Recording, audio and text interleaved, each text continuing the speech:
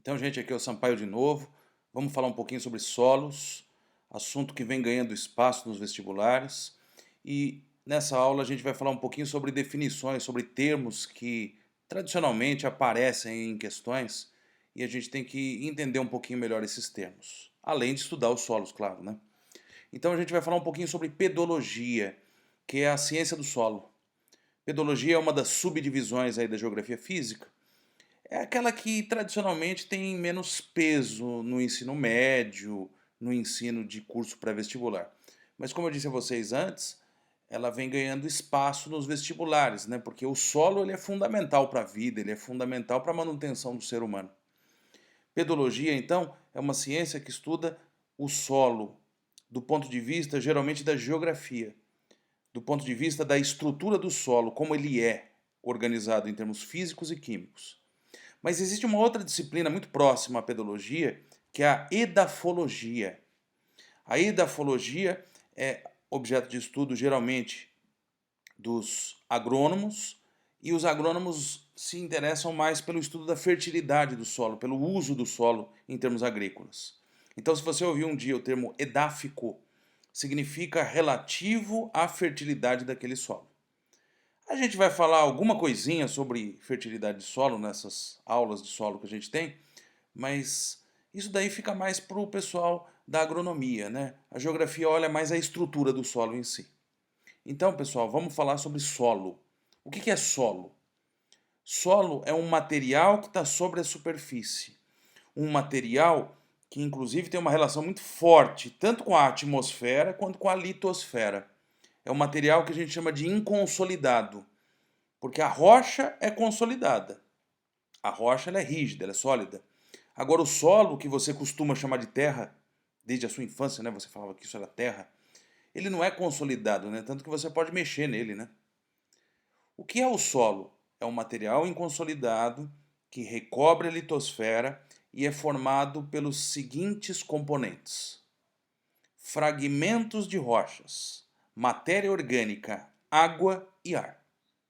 Inclusive, desses quatro componentes, o mais importante são os fragmentos de rochas.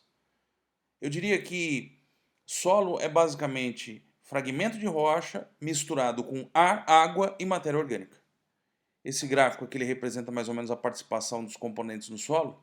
Na média, você tem aí quase metade do solo formado por fragmentos, que é que ele chama de minerais. Mesmo porque a gente sabe que rocha é composta por minerais, né? Então os fragmentos das rochas vão ser minerais também, né? Ali você vê a água e o ar. Repare que foi feita uma seta meio que sobe e desce ali no gráfico entre ar e água, porque são componentes variáveis.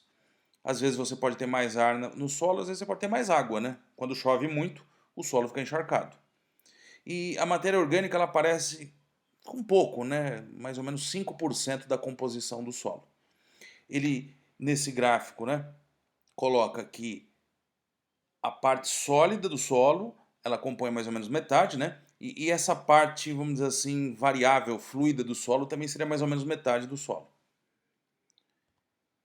Quando eu falo em solo, eu tenho que pensar que o solo é formado, ou seja, o solo tem uma gênese. É a pedogênese. Como que o solo se forma?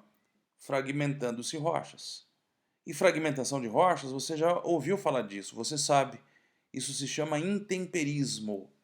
Lembremos-nos do intemperismo, é um conjunto de processos que degrada, decompõe, desfaz as rochas. Podem ser processos físicos, químicos, biológicos. Um não exclui o outro, né?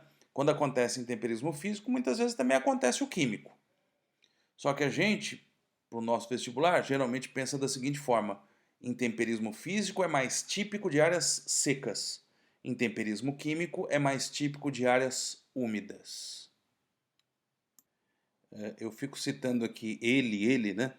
É porque eu estou tão acostumado com esse autor, que é o Igor Leipzig, de onde a gente tirou essas imagens, né? Aliás, esse livro dele aqui, o 19 lições de pedologia, é um livro bastante completo, né, sobre esse assunto. Antes ele tinha produzido um outro livro chamado Formação e Conservação de Solos. Então, eu uso bastante do Igor Leipzig, os vestibulares usam bastante também, os livros didáticos, que a gente até esquece, né, de citar ele. Mas está aqui, ó. Então, As imagens que a gente vai utilizar vieram todas desse livro, 19 lições de pedologia. Pessoal, o solo então é isso. Mas o solo ele é formado por várias camadas diferentes, né? Se você cavar um buraco no chão, você vai notar, né, que conforme você cava, o solo vai mudando, né, a sua consistência, ele vai mudando a sua coloração. É o que a gente costuma chamar de perfil de solo e horizontes de solo. Perfil é essa imagem, né, que mostra uma profundidade razoável de solo, alguns metros, e horizontes de solo são as camadas que você vai encontrar no decorrer desse perfil. E nessa imagem aqui eu consigo encontrar os principais horizontes que podem aparecer num solo. O primeiro horizonte é o mais superficial de todos, aquele que está próximo à superfície, que é o horizonte que a gente chama de O. Ele é o horizonte O de matéria orgânica. E também convenhamos, né? Até meio óbvio, né? É um horizonte que mais vai ter matéria orgânica no solo, porque a matéria orgânica vem de cima. Ela cai sobre o solo, né? Conforme eu vou cavando o buraco, eu vou encontrando outros horizontes onde aparecem mais minerais do que matéria orgânica. São os horizontes A, E, B e C. Se você quiser depois, você pode pausar esse vídeo, você pode observar as informações, né? Mas para você que é vestibulando, eu acho que isso aqui já vai um pouco além. O que nos importa é entender que são os horizontes A, B e C. Existe um horizonte E entre A e B, mas basicamente A, B e C. E conforme eu vou indo em direção a C, os fragmentos de rocha eles vão se tornando cada vez maiores. Mesmo porque o intemperismo, que é o que forma o solo, ele também é de cima para baixo. Então, em cima ele atua melhor. O horizonte A vai ter fragmentos menores, vai ter rocha mais destruída, entre aspas, né? Enquanto que o horizonte C, ele vai ter, vamos dizer assim, menos destruição de rochas. Se eu juntar O, A, E, B e C, eu posso chamar isso tudo de regolito. Alguns chamam isso de manto de alteração. O que significa regolito? Manto de alteração. É o ambiente que foi modificado de acordo com a atmosfera, de acordo com os organismos que vivem na superfície. Já não é mais rocha. Ok? A grosso modo, eu posso chamar tudo isso de solo. Tá? E abaixo de C, a rocha. A rocha que deu origem a esse solo, porque ela foi sendo desfeita e aos poucos ela foi dando origem a esses horizontes que estão acima. Então, repare na importância do intemperismo, né? Em cima você tem camadas mais bem formuladas, né? Embaixo você tem camadas que ainda contam com fragmentos muito grandes de rocha, né? Embaixo o horizonte C é quase rocha, né? Pessoal, então isso aqui são os horizontes. Se você quiser você pausa, dá uma olhadinha nisso. É claro que nas camadas superiores vai ter um pouco mais de argila. Argila é um pó mais fino, né? As camadas inferiores vai ter mais areia, mais cascalho, mais rocha, né? Mas vamos seguir em frente. E a última coisa que eu quero falar nessa aula é sobre o que forma o solo, quais são os fatores que geram o solo. Os fatores de formação do solo. São 5 fatores. Fatores naturais, claro, né? O primeiro desses fatores é o tempo. É o tempo, no sentido do relógio mesmo, né? Quanto mais tempo passa, mais o solo vai sendo formado. Mais tempo se dá à natureza para que ela destrua as rochas e aquilo se converta em solo. Então aqui está uma imagenzinha de um ambiente onde você tem muita rocha e só um pouquinho de solo, né? Uma camada muito superficial de solo. Conforme passa o tempo, o intemperismo vai atuando, os organismos vão atuando e esse solo se aprofunda. Você já está observando aí camadas mais profundas. Milhares de anos vão formando solos. E você sabe muito bem que o ser humano tende a tirar esse solo, né, a fazer com que ocorra uma erosão muito intensa em poucos anos. Então são milhares de anos para se formar isso que a gente vê na imagem. Um outro fator importante é o fator clima. Climas diferentes formam solos diferentes. E a gente precisa de fazer uma espécie de um arredondamento aqui na nossa aula. A gente não pode falar de todos os climas do mundo, não faria muito sentido. A gente vai fazer uma subdivisão aqui bem simplória. Climas quentes e úmidos, climas mais frios e mais secos. Climas quentes e úmidos, climas tropicais. Climas um pouco mais frios e e um pouco mais secos, climas temperados. Em que tipo de clima você, aluno, acredita que se formam solos mais férteis? Tropical ou temperado? Em que ambiente você acha que se formam solos mais profundos? Clima tropical ou clima temperado? Solos de regiões temperadas são geralmente mais férteis, por não estarem sujeitos a dois processos que tiram nutrientes do solo ou deixam o solo menos fértil. A maioria dos alunos pensa que clima tropical forma solo fértil, mas não. Clima tropical forma solo profundo, porque tem muita água, né, muita chuva. Então a água aprofunda o solo. O solo tem muitos metros de profundidade. Mas geralmente climas tropicais têm solos pouco férteis. Já os climas temperados têm solos mais férteis. Senhores, o que é lixiviação e laterização, que são os dois tópicos que acredito eu são os mais importantes desta aula. Lixiviação é um processo em que a água, que é muito abundante em solos tropicais, entra no solo, dissolve nutrientes, alguns usam até o termo hidrólise, né? A gente não precisa chegar nesse nível de química, mas esses nutrientes, eles são simplesmente dissolvidos e retirados do solo. Eles infiltram para as rochas. A gente costuma dizer que isso é a lavagem do solo, né? Isso é da natureza, isso é natural, isso acontece em solos tropicais. E além disso, a quantidade de água que chega aos solos tropicais também provoca a laterização. Dentro do solo existem minerais metálicos, alumínio e ferro. E quando a água entra em contato com alumínio e ferro, isso gera oxidação, isso gera a formação de crostas de ferrugem. Essas crostas de ferrugem, além de dificultar a penetração das raízes, também deixa o solo mais ácido. E isso diminui a fertilidade do solo. Então, naturalmente, os solos tropicais têm menos nutrientes e são mais ácidos. Então, a maior parte dos solos brasileiros não é tão adequada à agricultura quanto se pensa. É necessário que se faça uma série de correções desses solos, né? Com fertilizantes ou então com corretores de acidez. Ok? Então, essa é a coisa que eu quero que você tire dessa aula de mais importante: a lixiviação e a laterização, que são dois processos naturais muito típicos de solos tropicais. Mas tem uma outra coisa que eu vou falar agora que eu também gostaria que você tirasse dessa aula. Em áreas muito úmidas, com muita chuva, a água infiltra e aprofunda o solo. As camadas vão se aprofundando. Se formam os chamados latossolos. Lato grande, né? São solos profundos típicos de áreas tropicais. No Brasil tem muito latossolo.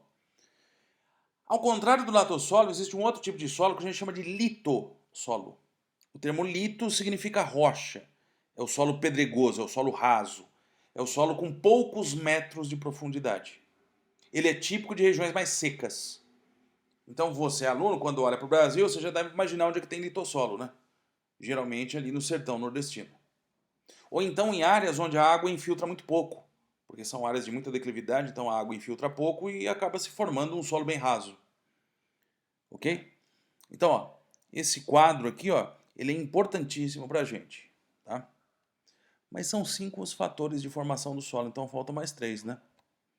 Os organismos. Os organismos, que podem ser vegetais ou animais, e eles acabam dando fertilidade ao solo, né? E a presença de organismos também faz com que o solo seja mais bem formado, seja mais profundo. Eu posso dizer que a formação de humus fornece nutrientes ao solo. Portanto, a fertilidade do solo também está representada por isso. Caso clássico, Amazônia. A Amazônia deveria ter um solo pouquíssimo fértil. Por quê? Muita lixiviação, muita água, né, retirando nutrientes. Só que a Amazônia repõe o nutriente do solo a partir de matéria orgânica da própria floresta. É aquela velha história, né? A Amazônia se alimenta de si própria. O solo da Amazônia ele é fértil porque ele tem muito humus. Se você retira a cobertura vegetal, em alguns anos esse solo perde sua fertilidade. Mas, senhores, existe também um outro fator que é o relevo. Quando eu falo relevo, pense em forma, pense em topografia. Olha essa imagem. É uma imagem que já apareceu em vestibular de segunda fase da FUVEST. Como eu disse a vocês, né, o pessoal gosta muito desse livro do Igor Leipzig, né? E ele mostra 4 perfis distintos de 4 áreas onde você tem mais ou menos declividade aqui no solo. Então repare que na área 1, você tem uma declividade enorme, né? E a água praticamente não infiltra, ela só escoa. Então o solo vai ser muito raso. Em 2, você tem muita declividade ainda, mas existe uma pequena possibilidade de infiltração de água, então existe um pouco de intemperismo. Agora em 3 e 4, você tem menos declividade, e quanto menos declividade, mais profundo o solo se torna, né? Tanto que a área 4, que é a área mais plana, vamos dizer assim, né, menos íngreme, é onde você tem um solo mais aprofundado. Ok? Estamos chegando aqui no fim. Nosso último fator, o material de origem. A rocha que deu origem aos fragmentos que estão no solo. A grosso modo, eu posso dizer que existem 2 grandes tipos de rochas, que são as magmáticas e as sedimentares. Eu sei que existem as metamórficas, mas as metamórficas são uma modificação, né? Da magmática ou da sedimentar. Em relação à rocha magmática e sedimentar, pensa comigo. Qual delas você acha que dá um solo mais fértil? Qual é aquela que produz fragmentos que trazem mais fertilidade ao solo? Magmática ou sedimentar? Vamos lá para a resposta, né? Solos provenientes de rochas magmáticas geralmente são mais férteis do que solos provenientes de rochas sedimentares. Professor, por quê? Pensa comigo, rocha é mineral, né? É agregado de mineral. A rocha magmática, ela se formou e manteve seus minerais. A rocha sedimentar, ela foi formada por pedaços de fragmentos que já perderam nutrientes no decorrer de sua vida. Então aquele grãozinho de areia que vai formar o arenito, ele já circulou tanto pela superfície e já tanta água influenciou ele, que ele perdeu nutrientes. Então os solos de rochas magmáticas são mais férteis. Quando você ouve falar de um solo famosíssimo do Brasil, que é a Terra Roxa, que talvez seja um dos solos mais férteis do país, você sempre se lembra do quê? Rocha vulcânica, rocha magmática. Se você ouvir falar de um outro solo famoso que fica lá no Nordeste, que é o massapê, que é o nome popular do solo, esse massapê ele provém de granito ou de gneiss. Gneiss, que é rocha metamórfica, mas nesse caso o metamorfismo do granito, que é rocha magmática. Então, rochas magmáticas geralmente dão solos mais férteis.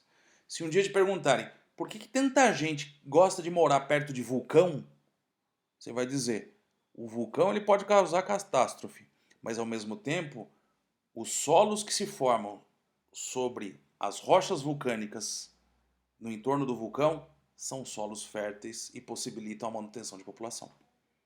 Ok? Gente, era isso que eu tinha que falar agora. Vamos ficar com o nosso resumo e daqui a pouco eu volto.